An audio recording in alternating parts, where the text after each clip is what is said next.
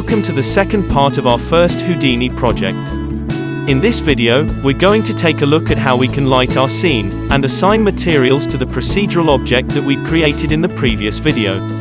So if you haven't watched the first part, make sure you check that out first, but if you're only interested in the lighting and shading process, this video is for you.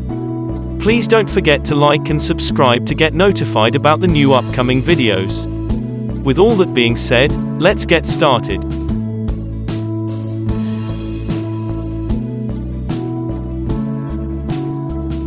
For the first step, let's create an area light the same way you would add a geometry node.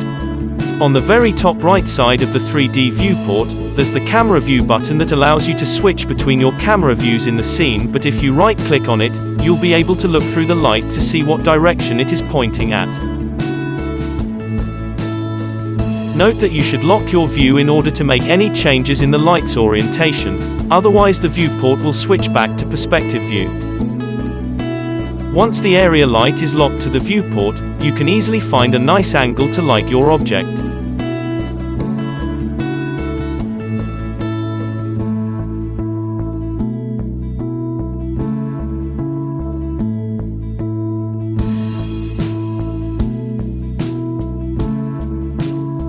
Now add a camera to the scene as the render cam. You could also do the same to find your camera view.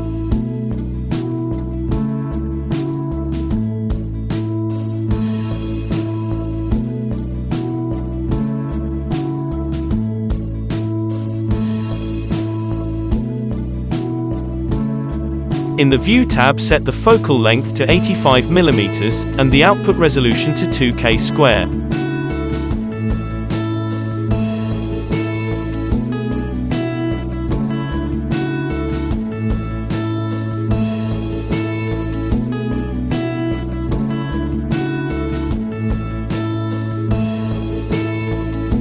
Then go to the Sampling tab and set the f-stop to 1.2.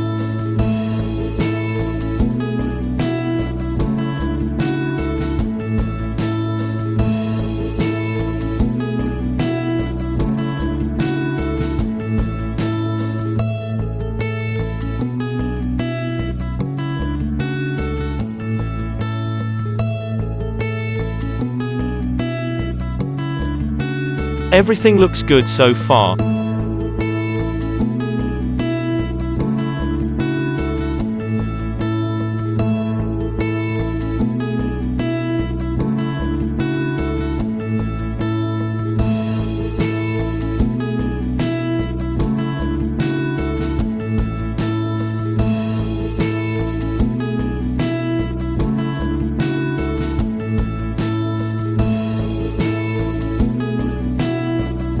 Now to add shaders to the scene, go to the Material Network and add a principled shader to the network editor.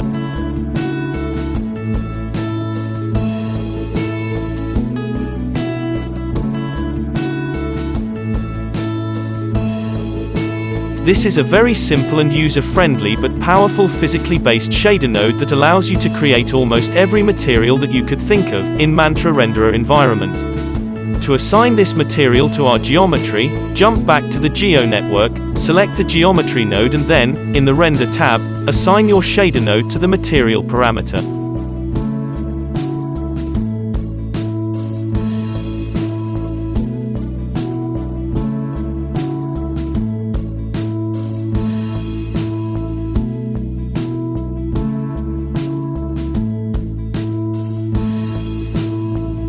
To preview the render output, go to the render view, select your render cam from the list, then hit the render button to see your output image interactively.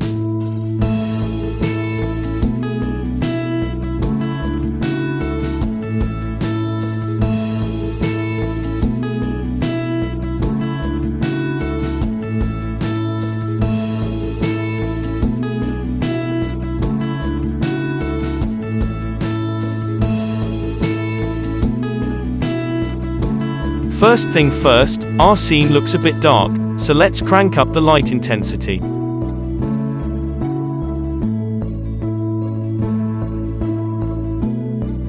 As you can see, every change you make in the parameter editor will be shown instantly in the render output. In Houdini, you'll also need to add an output driver to control the render output image, including sampling and noise level controls, add render passes and so on. In the next video we'll dig deeper into the output driver, but for now, we're focusing on the shading process. So let's jump into the out network and add a mantra output driver to the scene. From here we can tweak the sampling parameters to speed up the render preview a bit. Houdini's procedural nature allows us to have multiple output drivers at the same time for different render settings. For example, if you're working on a project that you would like to have different renders from the same scene, you can simply create multiple output drivers with different settings, then let Houdini render out your scene overnight, and the day after you can compare the render outputs and keep the ones you like. It's even possible in Houdini to use different renderers at the same time for different parts of your scene, which is not possible in other 3D packages.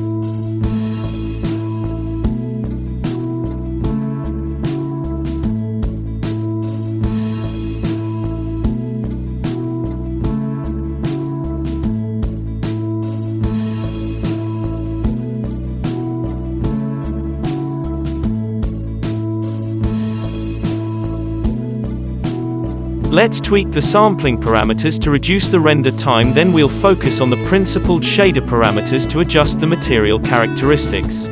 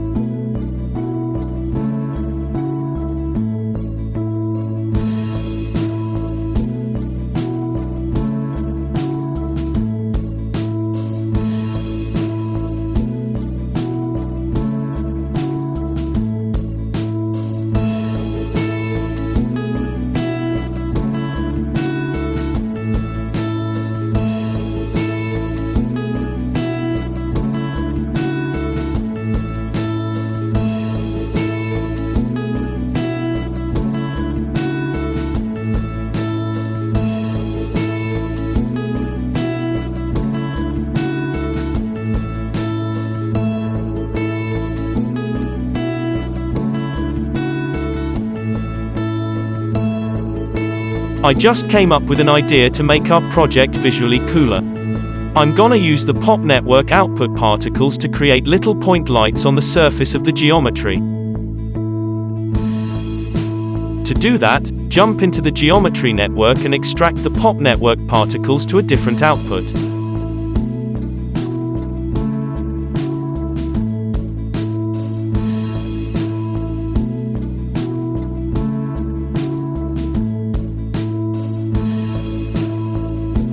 Then create another geo node and name it as you like.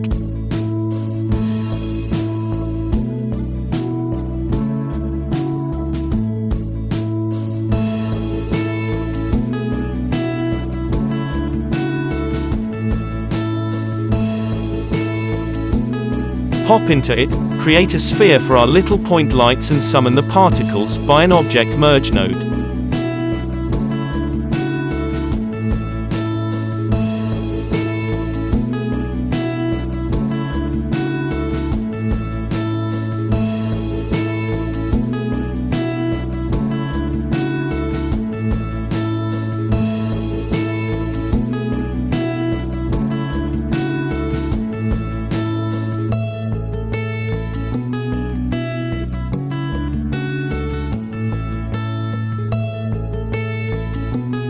Copy that sphere to each particle by using a copy to points node.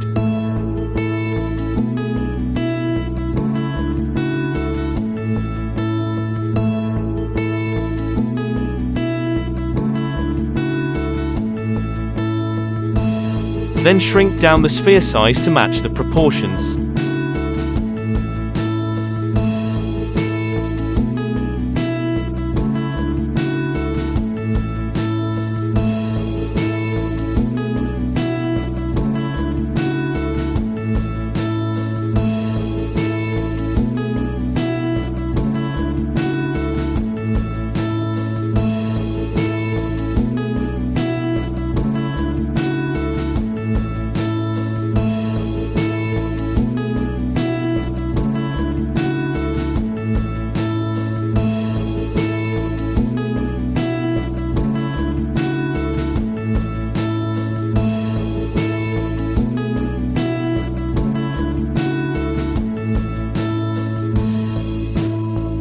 Now we need to create a luminescent material with the principled shader node, and apply it to the point lights that we just created, to make them emit light.